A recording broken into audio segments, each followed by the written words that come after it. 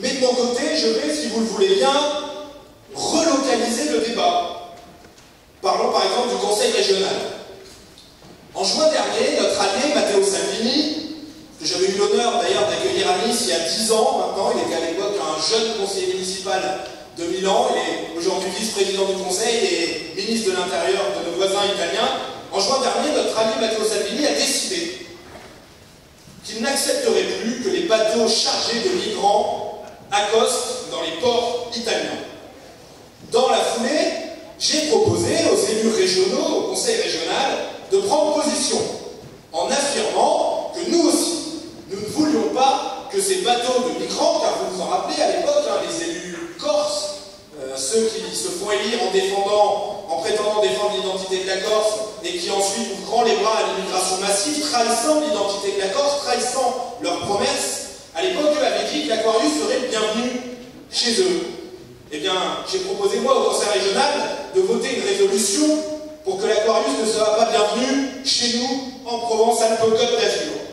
Et à votre avis, qu'ont voté les élus de la majorité régionale Estrosi-Muselier, les élus UDI, En Marche, LR, parce que c'est tout ensemble maintenant, tout ça, ils ont voté évidemment contre et à l'unanimité. À l'unanimité, ils ont voté contre et donc ils ont refusé de s'opposer clairement à ce que les bateaux de migrants n'accostent pas dans les ports de Provence-Alpes-Côte d'Azur. Les mensonges de LR, en voilà un bel exemple. Ciotti a été l'assistant parlementaire, le directeur de cabinet, le premier adjoint d'Estrosi. Et puis après, c'est Estrosi qui lui a fait la courte échelle pour qu'il accède à l'Assemblée nationale et à la présidence du conseil départemental. Je sais que, parfois, certains niçois, allez, peut-être même certains parmi vous, peuvent trouver quelques accents virils à Éric Ciotti, trouver qu'il a la parole plus ferme. Mais en fait, le Ciotti d'aujourd'hui parle simplement comme l'Estrosi d'avant. Il y a quelques années, Estrosi avait exactement le même discours que celui qu'a Ciotti aujourd'hui. Et donc, on sait comment ça se termine en général. Au-delà des mots, il y a aussi l'action. Et dans ce domaine, Ciotti, c'est du LR pur sucre. Le verbe dur, mais toujours la main molle. Des exemples, lorsqu'on installe un distributeur de seringues, à destination des toxicomanes, à quelques dizaines de mètres d'une école maternelle, en plein centre de Nice, en plein cœur de la circonscription dont Éric Ciotti est le député. Ciotti ne dit rien. Lorsque cet été, pour la fin du Ramadan, 1000 musulmans pris dans la rue, à l'appel des islamistes de l'UOIF, avec une prière qui a été d'ailleurs tellement amplifiée et sonorisée qu'on l'a entendue dans toute la vallée du Paillon. Ciotti ne dit rien. Il ne dit rien non plus encore des 2 mosquées islamistes qui sont installées dans des locaux municipaux, là aussi, en plein cœur de sa circonscription. Mais Ciotti se couche en permanence devant la gauche morale. Certains d'entre vous étaient candidats et s'en rappellent peut-être, mais lors des départementales 2015, au second tour, Ciotti a préféré faire élire des socialistes et des communistes face aux candidats du Rassemblement national. Ça m'a énervé, donc j'ai tapé sur l'épaule de Cavada. Excusez-moi, c'est très mal élevé ce que je fais, mais est-ce que vous pourriez m'expliquer quelles sont vos valeurs? Parce que ça fait quand même 25 ans que vous nous répétez qu'on n'a pas les mêmes valeurs. Ça fait un peu penser, vous savez, aux rillettes Bordeaux-Chenel, là où il y avait la fille qui disait qu'on n'avait pas les mêmes valeurs. Bon, et là, ils m'ont regardé comme si j'étais un ovni, parce que je pense qu'on ne leur a jamais posé cette question. Alors, Cavada est parti dans un... Oui, mais mon Chavada, vous connaissez, le Chavada, vous savez, il faudrait qu'on en discute. À chaque fois, je ne vous lâcherai pas, et je viendrai un jour discuter avec vous, et monsieur le maître est toujours vous dormir, parce que je ne pense pas mourir idiot, je veux savoir quelles sont vos valeurs et quelles sont les nôtres. Alors, nous, on sait qu'on n'a pas les mêmes valeurs. Évidemment, parce que nous croyons à la responsabilité personnelle, à l'esprit d'entreprise, à la récompense de l'effort, au respect des anciens, de nos ancêtres, et donc, forcément, à la perpétuation de notre civilisation, à l'utilité des valeurs traditionnelles qui nous ont été léguées et qui sont le fondement de toute société saine et solide.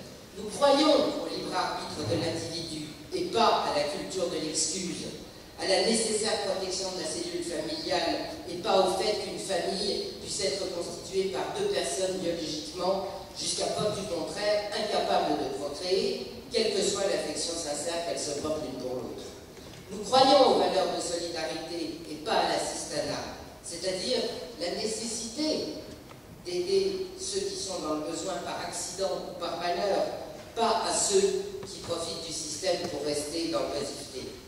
Nous sommes des ardents défenseurs de la liberté d'expression, pas de sa répression et la dénonciation des prétendus dérapages.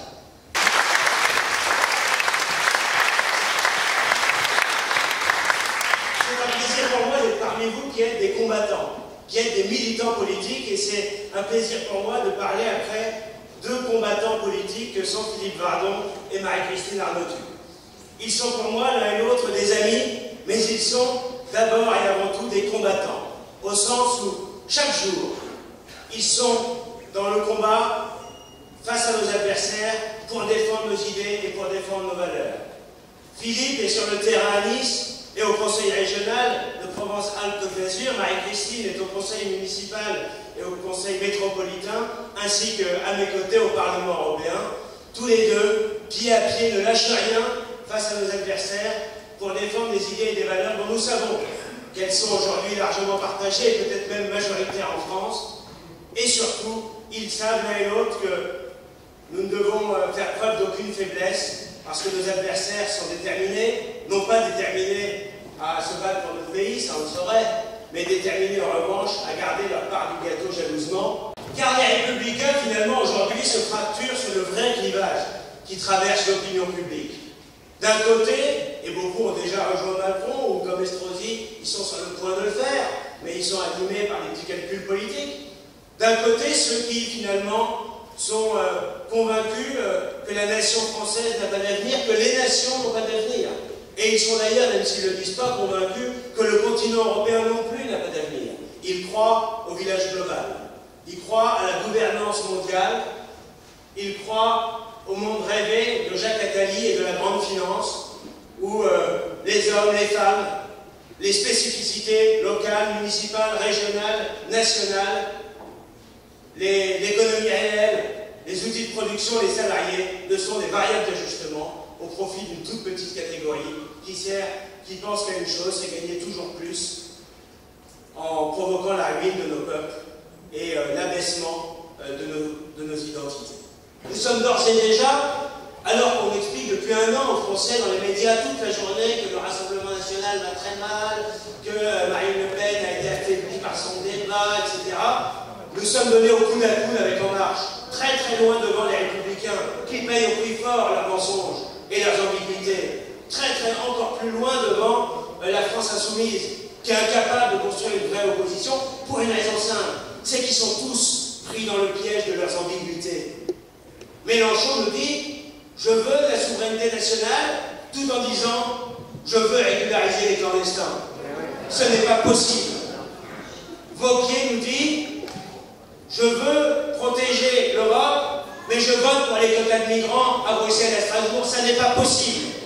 Et donc les électeurs aujourd'hui, ils ont deux choix. Soit Macron, qui dit « On va faire ce qu'il appelle la souveraineté européenne ». La souveraineté européenne, c'est un bel exercice de communication. Il utilise un mot qui est connoté positivement, la souveraineté, au service de son projet funeste. C'est-à-dire qu'en réalité, il veut accélérer vers le fédéralisme européen, aller encore plus loin dans la logique de la commission antidémocratique punitive. Ce sera ce modèle-là qu'il défendra. Et il le défendra avec tous ceux qui, à droite et à gauche, partagent cette vision idéologique et mondialiste. Et puis nous, eh bien, nous avons une immense responsabilité. La responsabilité de rassembler les nationaux. Les rassembler à l'échelle européenne, bien sûr. Toutes les forces qui sont dans notre groupe au Parlement européen, ou n'y sont pas encore, peu importe, nous ne sommes pas des boutiquiers. Nous allons travailler avec tous ceux qui veulent une Europe qui soit respectueuse des nations, respectueuse de la souveraineté des nations, du principe de subsidiarité bien appliqué, c'est-à-dire que tout ce qui peut être fait à l'échelon local ou national est fait à l'échelon local ou national, et que est organisée à l'échelle européenne, les grandes coopérations qui sont indispensables parce que ce sont les défis qu'on doit relever ensemble. Et cette Europe des nations et des protections que nous appelons de nos voeux, elle va prendre forme de manière concrète. Et c'est exactement le contraire de ce qu'ils ont fait eux. Nous savons par exemple que dans des grands défis comme les frontières, l'immigration, des grands défis comme la sécurité alimentaire, des grands défis comme l'énergie, comme la protection des données personnelles, qui sont les défis de demain. Oui, on peut organiser à l'échelle européenne des grandes coopérations qui seront efficaces. Mais vous noterez d'ailleurs qu'aujourd'hui, les institutions européennes ont exactement les mêmes défauts que l'État français. Et elles sont présentes partout où elles ne devraient pas et absentes là où elles pourraient être utiles.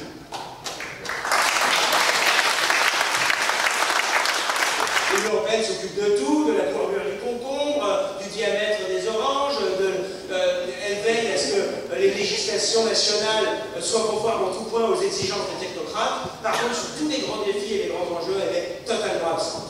Eh bien, notre projet, ce sera le contraire. Ce sera une Europe qui soit à la hauteur de l'histoire et de l'ambition de nos pays et de notre civilisation. Une Europe qui organisera ses coopérations. Une Europe qui respectera les souverainetés nationales et qui, par-dessus tout, sera capable de défendre ce que nous sommes, notre identité, nos identités nationales. Parce que l'Union européenne, en réalité, s'organise pour disloquer méthodiquement tout ce qui constitue notre identité. Pour retirer, supprimer, éradiquer méthodiquement tout ce qui est enraciné, tout ce qui est solide, tout ce qui est durable. En réalité, ils n'ont comme seul objectif que de favoriser les puissances financières, permettre la consommation, mais évidemment pas ni le bien des peuples, ni le bien des individus. Et c'est ce qui, philosophiquement, nous distingue d'eux. Eux, ils défendent un modèle qui aujourd'hui est en fin de course, ce modèle du consumérisme matérialiste. Nous défendons l'enracinement, nous défendons la nation, nous défendons les solidarités et nous défendons notre peuple qui aujourd'hui ne cesse de souffrir des politiques qu'ils ont mis en œuvre.